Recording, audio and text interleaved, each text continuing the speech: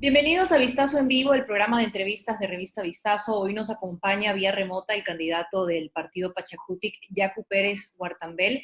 Él es doctor en jurisprudencia, especializado en derechos humanos. Presidió la Ecuarunari, fue concejal de Cuenca en 1994 y prefecto de la SUAY en 2019, cargo al que renunció para poder postularse a la presidencia. Buenas noches, candidato Pérez, bienvenido. Buenas noches, un fuerte abrazo a usted y a todos quienes están conectados. Igualmente. Candidato, para empezar, nos gustaría preguntarle sobre su historia personal, aquello que le llevó luego a montarse en este activismo político y ambiental. ¿De dónde surgió esa vocación? Bueno, vengo de los estratos más humildes. Nací en Cachipucara, en Tarqui, a 30 kilómetros de la ciudad de Cuenca. Mi padre no tuvo un día de escuela. Fue duro, andábamos descalzos, pero a la vez me enseñó a perseverar, a trabajar y la honestidad. Y quizás por eso mi mamá misma es muy rigurosa en la infancia. Y para mí, cuando me mandaban a estudiar en escuela, en el colegio, era vacaciones, porque quedarse en casa era durísimo, extremadamente duro. El trabajo cuidando las vacas, ir a pastar las vacas en el cerro y la vuelta a traer una mula de leña, levantarse a las 4 de la mañana para ir primero a ordeñar las vacas nuestras de mis papás y luego al de la hacienda. Y en esos soles, en esos fríos, en esas lluvias, Tarqui cae el helado, a veces bajo cero la temperatura, se escaldaban nuestros pies. Entonces era duro y me acuerdo que mi mamá quería que yo sea profesor y intenté entrar a un instituto para ser profesor. No saqué la nota requerida y ya no pude ser maestro, no pude pasar el examen. Y después la vida me castigó, me premió, no sé, pero fui profesor de universidad, de 3 universidades del Ecuador, y claro, he dado conferencias en varias universidades del mundo. Entonces, creo que por ahí nació el hecho de venir de un hogar bastante difícil, conflictivo, por la crisis económica. Muchas veces no iba con el fiambre a la escuela, llevaba la machica así, así, infaltable, no hacía falta el otro. Y estudiar mismo fue con una beca y yo aprendí a tocar el saxofón a los 13 años, tocaba con Monseñor Luis Alberto Luna Tovar, y eso me ayudó para mis estudios. Entonces, con una beca que en la universidad estudié, pude graduarme y por eso ahí mi primer compromiso, de no cobrar jamás una consulta, jamás he cobrado una consulta jurídica a nadie, y he defendido gratuitamente a las mujeres para que tengan su pensión alimenticia para sus hijos, y tantos casos que lo he pedido hacerlo con toda la convicción y con toda la defensa responsable profesionalmente, y ya luego pues hemos dedicado a escribir, tengo escrito 7 libros y fuimos parte de algunas organizaciones nacionales. Candidato, una pregunta curiosa. ¿Cuántas veces ha estado en prisión y qué enseñanza le ha dejado este tipo de represión? He estado 6 veces encarcelado, una en tiempo de Febres Cordero, otra en tiempo de Borja y 4 veces en tiempo del expresidente Rafael Correa. En la primera por defender el Seguro Social Campesino, en la segunda por estar con mis hermanos campesinos indígenas en las guarderías infantiles, y las 4 últimas por defender el agua. Fui una en el 2009, 40 gendarmes me llevaron preso, luego en el 2010, luego en el 2013, curiosamente el Día Mundial del Agua, el 22 de marzo, fui llevado a la cárcel ese mismo día Día Mundial del Agua, y la última en el 2015. Curiosamente, el Día Mundial del Agua, ahí comencé a escribir mi último libro, que es La Resistencia, y me tomó más tiempo que ningún otro, y a pesar que es el libro más pequeñito, en donde cuento todas las epistemologías decoloniales, y entramos desde antropología hasta astronomía, desde sociología hasta filosofía. Un texto que se agotaron las 3 ediciones, fueron publicadas, traducidas al inglés, al alemán, y bueno, ahí fue esa vez que nos reprimieron. Pero Hoy estamos libres. Quien nos mandó a la cárcel está preso de su conciencia. Candidato, ¿qué tanto conoce usted y confía en Virna Cedeño, su binomio? Porque no fue ella su primera opción. Tenemos entendido que primero había elegido a Larisa Marangoni y luego se había pensado incluso en Marta Roldós como su compañera de fórmula. Sí, en efecto, fue difícil escoger. No fue posible con Larisa. Eh, Se dieron circunstancias medio que chocaron. Y luego buscamos y buscamos y claro, un rato de eso teníamos como más de 60 carpetas. Y luego dijimos, vamos a escoger a alguien que sea de la costa ecuatoriana, de Guayaquil o de Manabí. Y luego dijimos, fuimos cada vez más filtrando, dijimos alguien que sea un académico. Y hasta que finalmente nos dimos con Virna, que es una mujer académica, investigadora, que ha contribuido en biotecnología, por algo estudió en Francia, tiene un PhD y tiene también mucha sensibilidad social. Confianza lo tenemos, por eso es nuestra compañera de fórmula. Ahora, ¿considera usted que hay división dentro del movimiento indígena? Porque se habla de dos bandos, ¿no? Por un lado, el bando de Leonidas Issa y por otro lado, el suyo. Y si existiese tal división, ¿qué se está haciendo para buscar la unidad? Ventajosamente no hay tal división, está consolidada la unidad. Antes de ayer estuvimos en Sumbawa, que es una parroquia emblemática, ícono en la historia del movimiento indígena y del país. Los presidentes se han ido allá, desde el expresidente Borja, para firmar el decreto de creación de la educación intercultural bilingüe. Allá se fue el expresidente Rafael Correa y muchos. Nosotros nos fuimos invitados, miles de personas de allá, de Cotopaxi, y está consolidado. Y a nivel de la sierra, de la costa, de la Amazonía, estamos bien, por algo nos respalda Pachacuti con todas las candidaturas a nivel provincial, las bases de la CONAICE, que es la Organización de la Costa Ecuatoriana, las bases de la Ecuarunari, que es de toda la Sierra Andina, y que es la columna vertebral de la CONAI. Entonces, las bases están con nosotros, no ha habido dificultades, hay un apoyo total, así, total. Eh, Hay otros Con hermanos eso, indígenas con que eso expresan. usted desmiente ese rumor de que hay una división dentro del voto indígena ligada al candidato del expresidente, al candidato Arauz. Históricamente ha habido filipillos desde el tiempo de la colonia. Y recuerdo que en el tiempo del expresidente Correa se intentó fracturar la Ecuarunari, pusieron candidatos correístas y era justamente mi adversario, pero no lograron en las dos ocasiones. Igual se intentó crear, en vez de la CONAI, la Alianza Indígena, tampoco lo lograron. Pero sí hay unos cuantos hermanos indígenas que ojalá algún rato vuelvan a nuestro redil, a nuestro espacio, pero son ventajosamente minorías respetables. Ellos son libres, libre pensamiento, libre pensares, pueden ellos escoger las candidaturas que quieran. Pero reitero, ¿qué será? Más del 97 o 8% de la población está con nosotros. Unos poquitos están por otras líneas y las respetamos. Ahora, en el hipotético caso de que usted no llegase a segunda vuelta, asumiendo que haya una segunda vuelta, por supuesto, ¿a qué candidato apoyaría? Yo recuerdo que ya en 2017 usted mostró una aprobación por el lado del candidato Guillermo Lasso. Es una pregunta difícil, pero No hay ese escenario porque nosotros vamos a pasar a la segunda vuelta, incluso en provincias difíciles de penetrar como Guayaquil o más difícil como Manabí. Cuando entraba a Manabí me decían, no pases tiempo, algunos de mis compañeros. En Manabí ahí hay un partido que es fuerte, que está consolidado. Se cayó el mito, porque en Manabí nos recibieron de lo mejor cuando estuvimos en Manta, en Puerto Viejo, en El Carmen, en Santana, en Jipijapa, en Paján, en Olmedo, en Puerto López, en Puerto Cayo. Fue increíble la receptibilidad del pueblo manabita. El pueblo manabita está muy resentido con el gobierno de Correa porque primero les ofrecieron muchas cosas y cumplieron muy poquito. Y después le ofrecieron la reconstrucción de Manabí y se quedaron hospitales, carreteras, mercados inconclusos. y la plata se la llevaron, no se pudieron cumplir. Y eso el pueblo de Manabí es un pueblo inteligente que dijo, ahora ya no. Ya estuvimos tanto tiempo, que hay una base que la tienen, que eso es indiscutible, pero ya no controla.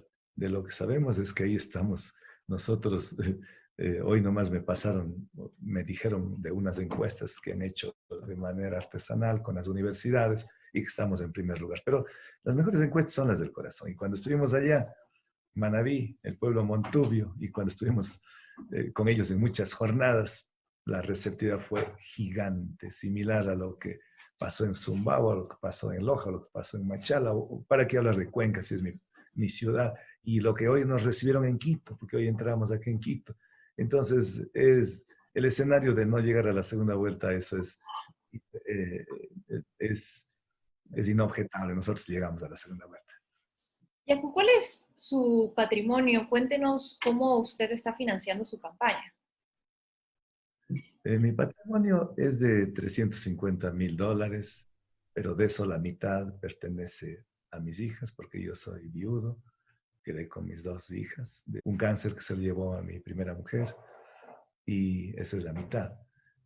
Hemos destinado, ¿cómo llevamos nuestra campaña? Es súper modesta, es austera, porque no tenemos, si tendríamos recursos, hubiésemos empapelado, emplasticado las urbes, las ciudades, tendríamos cuadrillas recorriendo por las principales urbes, ¿no? Solamente a mí me acompañan personas que son de Pachacuti, los candidatos, y se han mandado a hacer unas pocas mascarillas y unos planes de gobierno para que sepa la población. Al momento no tengo cuantificado, pero no deben pasar más de unos $100,000 que cuesta hasta aquí la campaña. El tesorero es quien lleva, pero es fácil de poder revisar, todo está en regla con las facturas y todo. Es una campaña súper austera, extremadamente austera frente a los millones de dólares que las otras candidaturas uno puede ver y uno, claro, ve los postes, ve los grandes letreros que están ahí. Ventajosamente los postes no votan, los que votan son los corazones de los ecuatorianos. Candidato, si usted está seguro de llegar a la presidencia, como nos decía hace unos segundos, debe estar pensando ya en su gabinete. ¿Quiénes podrían ser sus ministros? ¿Contará usted con los líderes de la organización indígena? ¿En quiénes ha pensado? A más de los líderes indígenas, he pensado en líderes o en personas que están vinculados a la academia, que están vinculados a los sectores sociales, ecologistas. Nuestro gabinete estará la mayor parte conformado por mujeres y ahí nosotros decimos, ¿por qué no podría ser? No, no está ya fijo, pero estoy pensando en alta voz, ni siquiera les he propuesto, pero me encantaría que esté ahí Esperanza Martínez, una ecologista, Ivonne Llanes, podría estar la hermana Elsie Monge, podría estar ahí una feminista muy reconocida a nivel nacional, Virginia Gómez de la Torre. Podría estar dentro de los varones gente de la academia como es Gustavo Vega Delgado, que es el rector de la Universidad Internacional de Ecuador, como es Jaime Brey, el ex rector de la Universidad Simón Bolívar, la andina que se reconoce, entre otras, del movimiento indígena, claro, Cecilia Velázquez, Nina Pacari, hay personas de primera, académicas, con títulos de cuarto nivel, y sobre todo honestas y con una profunda convicción y conocedoras de la realidad ecuatoriana. Entrando en el campo de sus propuestas, usted plantea una reforma tributaria bajo el principio de que quien gana más, quien tiene más, pues tiene que contribuir más. Bajo este escenario, ¿qué incentivos daría usted a la inversión extranjera que en una situación de crisis como la que estamos viviendo actualmente podría generar mayores ingresos a los ecuatorianos? En efecto, reuniéndome con las cámaras de la producción, empresarios honestos, ellos nos han dado algunas ideas y todo lo haremos vía consulta a nuestras organizaciones, nuestras bases, pero una que nos parece súper importante es, nos hace falta liquidez, nos hace falta dólares en el Ecuador. Y si no tenemos dólares, la dolarización se pone en riesgo, en peligro. Entonces, para atraer esos capitales que están fuera del país, no lo vamos a hacer con puniciones, con políticas draconianas, es decir, penas draconianas, sino con incentivos. ¿Cuál es un incentivo? Exonerar del cobro del impuesto a la renta durante 5 años a todas las personas que traen sus capitales, que retornan sus capitales al Ecuador a condición de que inviertan en el país. Muchas personas tuvieron que sacar esos dineros por inseguridad jurídica, por desconfianza, porque no hay reglas claras y porque tienen que pagar demasiados impuestos. Entonces, eso es una opción. La otra es de ir progresivamente eliminando el impuesto a la salida de divisas, que también puede ser una buena atracción para que se calcula que habría como 70.000 millones de dólares fuera del país. Que vengan 20.000, que vengan 10.000 dólares en época de crisis, nos ayuda para eso invertir en el país, hacer que dé un crecimiento económico y que genere empleo y se reactive el aparato productivo.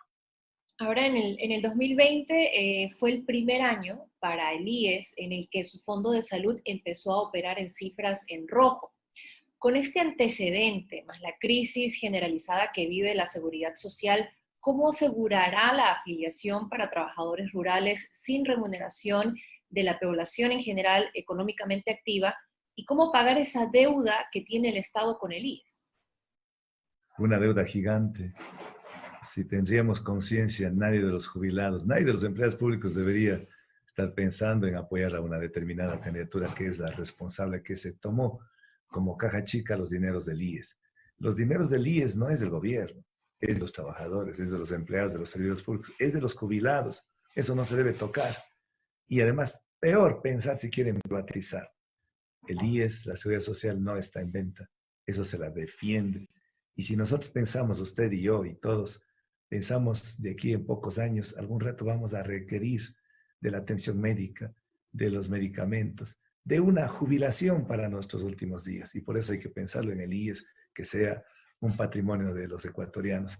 Tenemos que empezar a pagar. Una de las formas que estamos pensando pagar la deuda con el IES es entregarles el Banco del Pacífico. En vez de privatizar, de vender el Banco del Pacífico, que genera utilidades, que el año pasado generó más de 140 millones de dólares, eso podría pasar al IES, pero al menos en nuestro gobierno no se privatizará ni tampoco se meterá el bolsillo, la mano en la caja del IES. Ahora, ¿qué plantea hacer usted respecto al acuerdo entre el gobierno y el Fondo Monetario Internacional, este organismo al cual le tenemos que dar 6.500 millones de dólares para el 2020? Y el tiempo, el reloj está corriendo. Está corriendo, es una pésima negociación del gobierno de Moreno, que nos está dejando hipotecando a los ecuatorianos. Además, para recibir ese dinero no es gratuito. Nos obligan a subir del 12 al 15% el impuesto al IVA. Es decir, esta casaca que cuesta 18 dólares ya no costará 18, costará 20 dólares con IVA del 15%. Nuestra propuesta es contraria. En vez de subir, vamos a bajar del 12 al 10% y no vamos a privatizar lo que plantea el FMI, privatizar el Banco del Pacífico o vender, monetizar, como quieran llamar, el sector eléctrico. Si se monetiza o se privatiza el sector eléctrico, la luz eléctrica, se van a disparar las tarifas. Y encima de eso se está poniendo en riesgo la dolarización porque la venta van a ser a empresas extranjeras. Y las empresas extranjeras el dinero van a llevarse al extranjero. No va a quedarse acá. Los dólares van a salir y pone en riesgo la dolarización. Por eso nosotros decimos, la dolarización se mantiene, la propiedad privada se respeta, las deudas legítimas se pagan y bueno, hay que buscar con el FMI una reestructuración integral de la deuda externa, no por parches. No vamos a decir que no vamos a pagar, que se suspenda. Vamos a decir que queremos pagar, pero queremos pagar cuando podamos pagar, es decir, cuando salgamos de la pandemia, cuando salgamos de esta emergencia en la que nos encontramos, esta emergencia económica, como cualquier padre de familia va a privilegiar darle alimento, educación, salud a su hijo antes de pagar una deuda que tiene con el acreedor. Le va a decir al acreedor, sí quiero pagarle, pero déjeme primero ordenar, quiero trabajar, ahorrando, con eso poder pagar. Eso hay que decir al FMI. Entonces, ¿cuál será el destino de todas estas empresas que hoy están a cargo del Estado? Usted decía el Banco del Pacífico podría ir a manos del IES, habría que analizar si el IES está en capacidad de administrar tal, y el resto de empresas, ¿a dónde irían? Bueno, las empresas que están boyantes, ¿para qué privatizar? Mire, el bloque del campo Sacha, que es la joya de la corona, intentan también vender. Eso no se puede vender. Ahí se puede repotenciar y se puede generar utilidades. Ya tenemos la experiencia del campo Auca, en donde actualmente se está pagando $38 por barril de petróleo cuando el promedio actualmente es de 18. O sea, estamos, en vez de ganar con la explotación petrolera, estamos perdiendo. Ese es un crimen sin nombre. Y además se está vendiendo el petróleo a través de los intermediarios y por cada barril se llevan entre 3 y $4 por cada barril de petróleo. Por eso nosotros planteamos una revisión de los contratos petroleros, una revisión de los contratos de telefonía celular y una reestructuración integral del pago de la deuda. Vamos a pagar, pero cuando estemos en condiciones. El resto de empresas del sector eléctrico genera utilidades, el sector petrolero genera utilidades, el Banco del Pacífico genera utilidades, el IES no genera utilidades, pero da una atención importantísima a los ecuatorianos. ¿Por qué vamos a tener la ambición del rey Midas o acabar con la ambición matando a la gallina de los huevos de oro? Creo que esa gallinita hay que proteger porque es patrimonio de los ecuatorianos. En una de sus entrevistas le escuché decir que estaría abierto a un posible acuerdo comercial con Estados Unidos. ¿Bajo qué términos? Siempre que las cláusulas consten que no se renuncia a la soberanía nacional, proteger los intereses de los ecuatorianos. Y si es en esas condiciones, pues avanzaremos. Pero si no van esas condiciones, si quieren hipotecar la soberanía nacional, pues ahí en esas condiciones jamás. Pero nosotros, primero es lo primero los ecuatorianos. Su activismo ambiental lo define, candidato, por eso propone usted un Ecuador post-extractivista. Pero, ¿considera que se puede lograr aquello en 4 años de gobierno, considerando que la crisis que vivimos requiere de recursos y que la exportación de productos mineros, por ejemplo, en 2020 alcanzó $810 millones, convirtiéndola en el 6º producto más exportado después del petróleo, del camarón, del banano, de los enlatados y del cacao? La información es distorsionada, quizás le dieron mal esa información a usted. 35 millones. El gobierno, por supuesto. 35 millones, que no es nada. El turismo generaba el 4% del PIB. Todo lo que es manufactura genera más del 12%.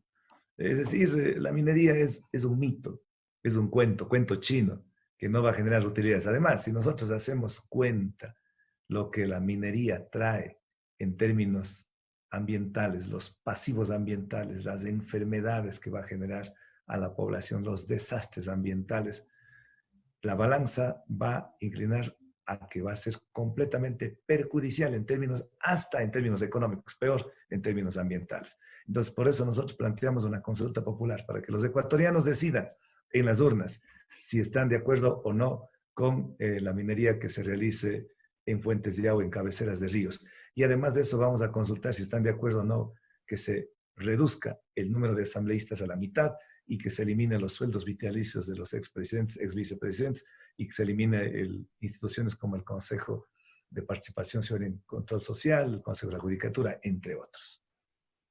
Mientras unos candidatos hablan de reactivar la economía a través del petróleo, usted propone limitarla. Entonces, ¿cómo llenaríamos ese hueco?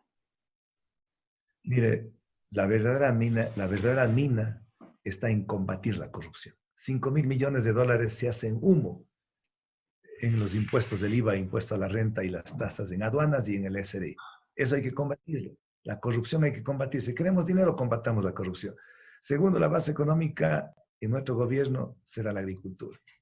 Es el colmo que hoy se esté importando, o sea, comprando el 97% del trigo se compra de Estados Unidos y Canadá y probablemente sea trigo transgénico para poder hacer el pan, tallarines, fideos, las pizzas. Tenemos que sustituir esas importaciones. Tenemos terrenos, tenemos mano de obra. Solo nos falta incentivo, asistencia técnica y tecnología. Y eso hay que darles a nuestros hermanos agricultores, ganaderos, apicultores, acuacultores. Es decir, eso será la base para una economía incluso sostenible, porque eso sí se puede sembrar. El petróleo, el oro no se siembra, no es sustentable. Sin duda, el petróleo, la minería no son sustentables. Me pregunto, ¿cómo nos preparará usted para ese futuro post-extractivista? Que no solo será el futuro de Ecuador, será el futuro del mundo dentro de algunos años más, cuando estos recursos se acaben. En efecto, usted lo ha dicho, el mundo está preocupado y el Acuerdo de París es reducir las emisiones de carbono, es eliminar poco a poco, transitar más bien de el consumo de energías estas de combustión de combustibles fósiles hacia las energías limpias. Y por eso nosotros vemos que esta fase extractivista hay que pasar a la post-extractivista. Y por eso no decimos que vamos a ampliar la frontera petrolera, sino los mismos pozos que están ahí, terminarlo, pero no vamos a cerrar tampoco las válvulas del petróleo. El, eso sería un absurdo, pero no queremos expandir la frontera petrolera. Y si hay alguna situación de excepción, tendrá que cumplirse con lo que dice la Constitución, consentimiento previo. Eso es indispensable. En sus propuestas está también eliminar el examen de acceso a las universidades.